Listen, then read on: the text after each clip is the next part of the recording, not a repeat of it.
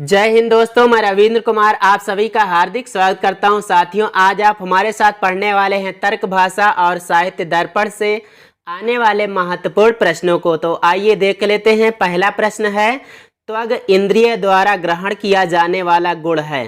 त्वग दोस्तों कहते हैं त्वचा को। तो त्वचा जो होती है इससे कौन सा गुण ग्रहण किया जाता है? तो यहाँ ए विकल्प दिया गया है रस, बी दिया गया है स्पर्श, सी है गंध और डी दिया गया है शब्द। तो इसको तो आप जानते ही होंगे कि यहाँ पर बी विकल्प सही होगा, यानी स्पर्श। स्मृति के निम्न में से दो प्रकार हैं। तो नीचे जो विकल्प दिए गए हैं इनमें से कौन सा विकल्प सही है, जो कि स्मृति के दोनों प्रकार बताए गए हैं? ए विकल्प है यहाँ यथार्थ और अयथार्थ, बी दिया गया है पर और अपर, सी है धर्म और अधर्म, डी दिया गया है इच्छा और द्वेष। तो यहाँ पर ए विकल्प सही होगा, यथार्थ और अयथार्थ। नेत्र से घट के प्रत्यक्ष ज्ञान में कौन सा सन्निकर्ष है? दोस्तों यहाँ विकल्प दिया गया है ए संयोग, बी दिया गया है संयुक्त समवाय, सी है संयुक्त समवेत समवाय और डी दिया गया है समवाय। साथियों, हमने पिछले वीडियो में बताया था कि नेत्रों से जब हम घट को देख रहे होते हैं तो इसके बीच सन्निकर्ष होता है। इसके बीच जो देखने का संबंध होता है उसी को ही सन्निकर्ष कहते हैं। तो यहाँ नेत्रों से घट को देख रहे होते तो नेत्र को बताया गया इंद्रिय और घट जो होता है वो होता है अर्थ। उसके बीच का जो संबंध होता है उसी को सन्निकर्ष कहते हैं। तो यहाँ पर कौन सा सन्निकर्ष होता है, नाम देना है। साथियों यहाँ पर ए विकल्प सही हो जाएगा, यानी संयोग।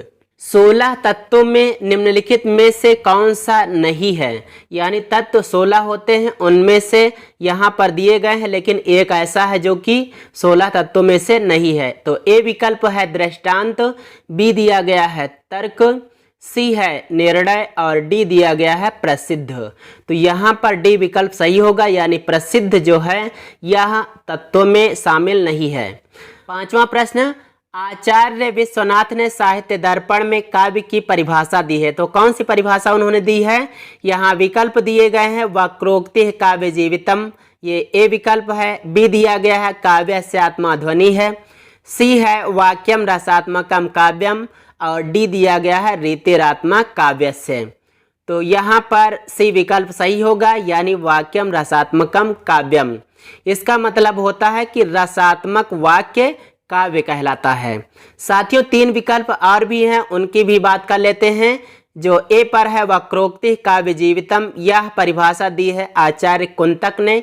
इसका मतलब होता है कि वक्रोक्ति काव्य का जीवित है, यानी काव्य में जो कुछ वक्रता होती है वही काव्य का जीवित होता है, काव्य का प्राण होता है। बी विकल्प पर दिया गया है काव्य से आत्मा ध्वनि है, यह आचार्य आनंद वर्धन द्वारा दी गई काव्य की परिभाषा है। इसका अर्थ होता है काव्य की आत्मा ध्वनि कहलाती है, यानी जो ध्वनि होती है वह काव्य की आत्मा कहलाती है।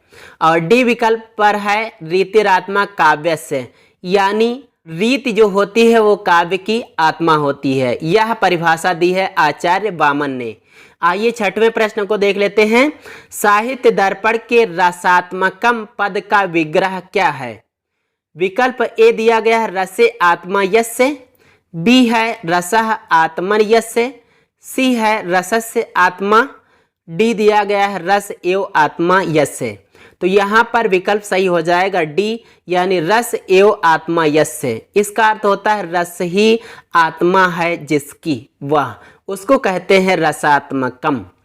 सातवां प्रश्न, शब्द की अग्रिमा शक्ति होती है। तो अग्रिमा शक्ति कौन सी होती है? ए विकल्प पर है तात्पर्य, बी पर दिया गया है अभिधा, सी है व्यंजना और डी पर दिया गया है लक्षणा। तो यहाँ पर बी विकल्प सही होगा, यानी अभिधा। दोस्तों ये जो अग्रिमा शक्ति होती है वो अभिधा कहलाती है।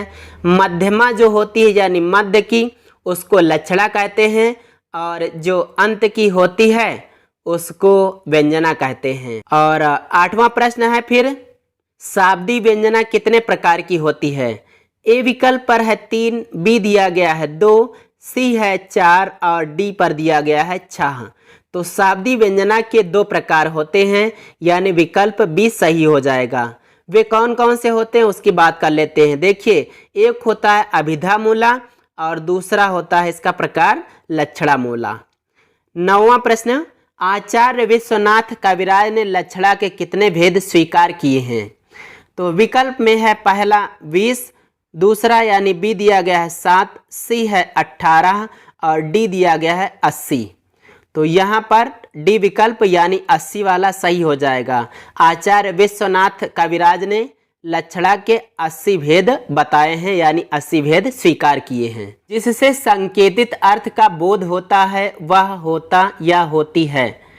ए विकल्प पर दिया गया है तात्पर्यावृत्ति, बी है संकेत ग्रह साधन, सी दिया गया है लक्षणा वृत्ति और डी दिया गया है व्यंजना वृत्ति। तो कहने का मतलब ये था कि जो सांकेतित अर्थ का बोध होता है उसको क्या कहते हैं? तो दोस्तों उसे कहते हैं संकेत ग्रह साधन, यानी यहाँ बी विकल्प सही हो जाएगा।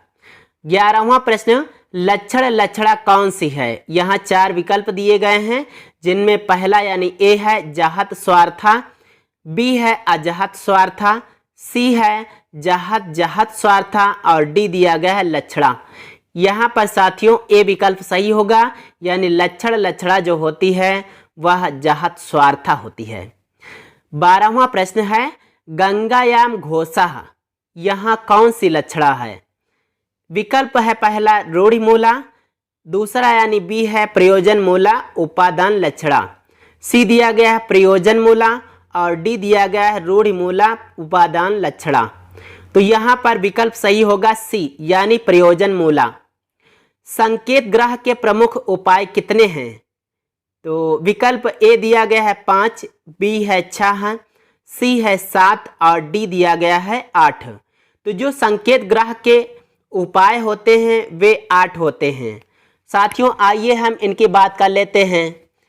तो पहला हो जाएगा व्याकरण, दूसरा उपमान, तीसरा कोश, चौथा आप्तवाक्य, 5वां लोक व्यवहार, 6वां वाक्य शेष, 7वां विवृत्ति जिसको व्याख्या कहते हैं, फिर 8वां हो जाएगा सान्निध्य जिसको संसर्ग यानी समीपता भी बोलते हैं।